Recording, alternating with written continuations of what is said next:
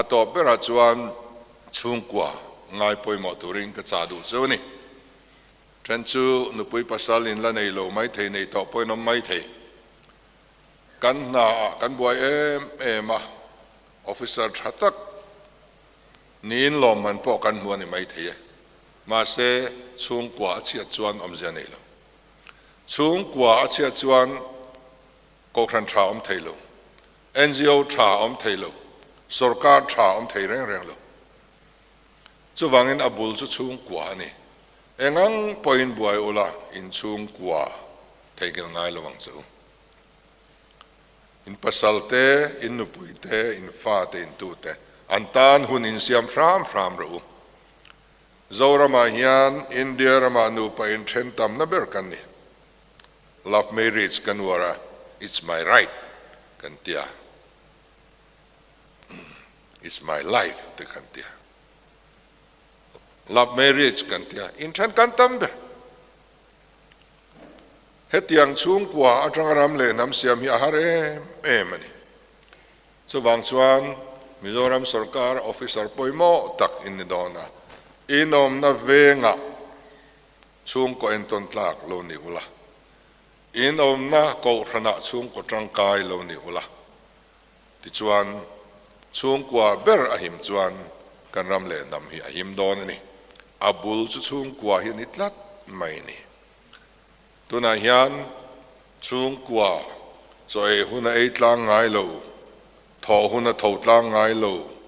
mut huna mutlang ngai lo tam tak kanom mania center pakhata ka kalchuan chief minister tana lalu kani vele kan in po thlenglovin center pakhat katloa thalai zariat le somnga an lo thumur mai tho chuan ei lo lir kariru henani khang tele an chung te in kar kha he ta lungina ten lo tangan lo chuaka hona tur nei lo an chung te pan ngam lo te chung te nan lo du to lo te kan om fer for mai ni chuwang chuan kan rama hian Chhungkaw siam that angaya hei kan soile ram du chu kan sinot hianin home kan nei ve ai kan moderator po hian ke yan khchiang nei zok nga chuta kan director pakhat chu kan chol mun ko thana pathian ni zana thu soya kan soma tu tenge tamber inen kol singa khian kan tia chung kata fatlum ber nau pangber kan nga berati tlat maina Chhungkaw unau zinga tlumber anau pangber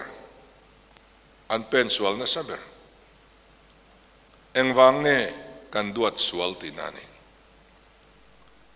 tren katsu officer lian fanu te kan net heng sil dan po kan hello bai chuan dan po kan hello entinge Chhungkaw kan din huna kan omang khatiang khania wangin kan tu kan fa te